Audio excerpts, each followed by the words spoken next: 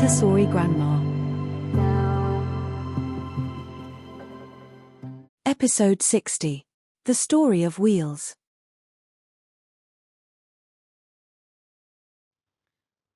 The Story of Wheels, written and presented by Geeta Vijaychandran. This video is related to history. This is a story of how wheels came into being, that is, the beginning of transport. It was a sunny Sunday morning. Vikku was going for his cricket coaching. He was selected to the under-13 team of the county. His parents were cricket fans and his sister played cricket too. He and his dad were discussing the T20 World Cup. The Indian players played their best against New Zealand and brought the trophy back to India. Dad was asking Vikku about the players. They discussed the batting techniques of the players. Vikku was more into bowling and had noticed the different bowling methods used by the players. They were so engrossed in the topic and were startled when the car jerked and came to a halt. "Oh no, looks like the tire's been punctured," said his dad. "So what? It's just a wheel. We can keep going, can't we?" asked Vikku.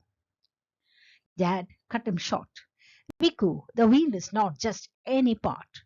It's the reason not only this car, but the entire world has been able to move forward." Dad continued, "While we wait for the mechanic, let's take a trip back in time to see the invention of the wheel."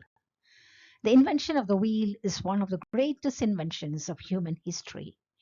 The early humans invented the wheel probably after noticing a tree trunk rolling down the slope of a mountain.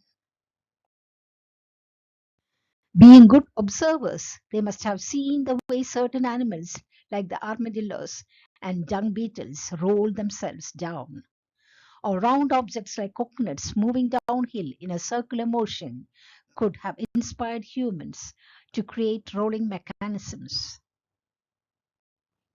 Long ago, during the Neolithic age, people faced many problems. They had to move heavy loads from one place to another with no wheels or carts. The only way was to drag goods across the ground on wooden sledges with all their strength or tie it to an animal. It was slow, miserable, and exhausting work. Before the invention of the wheel, humans had to walk everywhere they wanted to go. During the Neolithic age, when humans started farming and taming animals, they started to use animals for riding and to carry or pull heavy loads. They soon learned that a piece of a round tree could move only by being pushed or pulled. Gradually, they started to make a sledge with no wheels that was pulled by them or by dogs and other animals. About 5,000 years ago in Mesopotamia, a lucky accident changed everything. It was a stormy night. People took shelter in their small houses. They had loads tied on sledges and were using them to carry goods. A fallen tree piece rolled under their loaded sledge. Suddenly, the sledge moved down the hill with the help of the wooden log. The astonished people realized that round logs could help move heavy loads. Word spread, and soon people were placing logs under sledges on purpose and pulling it. Humans had taken the first step towards inventing the wheel. But the logs were heavy, and they had to find a way to lighten the logs.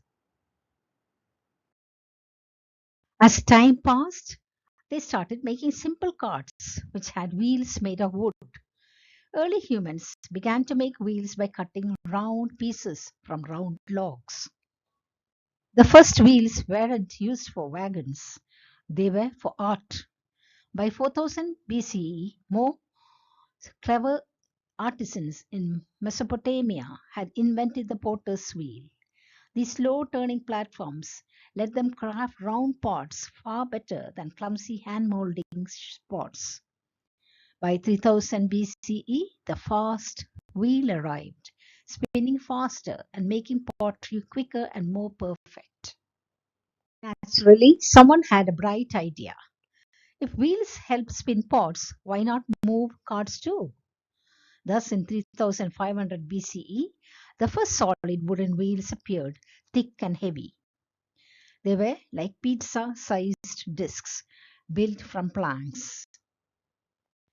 Early Sumerians even carved early cart designs on clay tablets.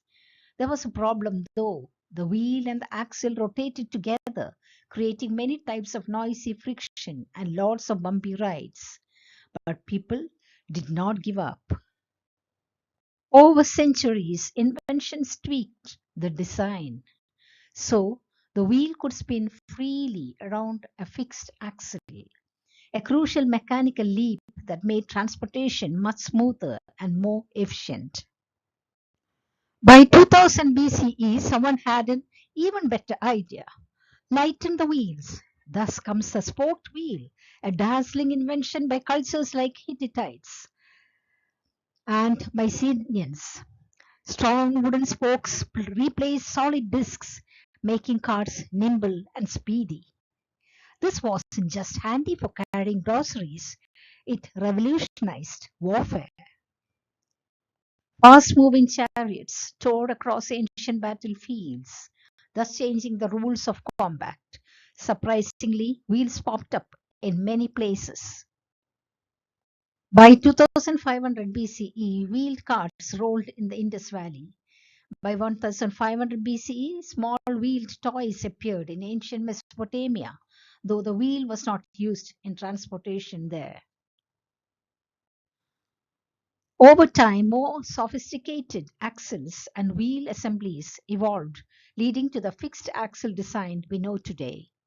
By the 19th century, Charles Goodyear's invention of vulcanized rubber in the 1840s paved the way for more durable, flexible wheels.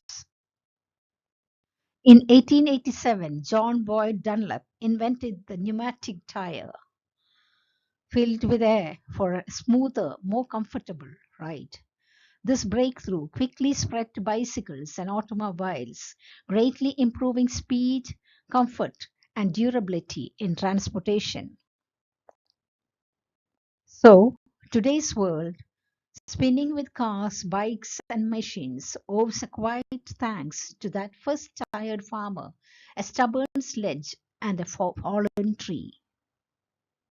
The wheel isn't a single person's invention. It's humanity's slow, brilliant collective triumph, and it is still rolling strong. Oh, look, we have finished the story of the wheel. And see, the mechanic has repaired the tire of our car, said Dad. Vikku looked with admiration at the tire. Oh, Dad, I really thank all the people who helped discover the wheels.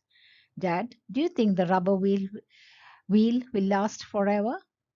That's for the future, son, said Dad with a laugh. That brings us to the end of the story of wheels.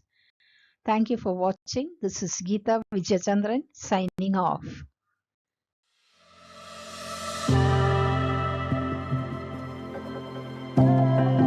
Montessori Grandma.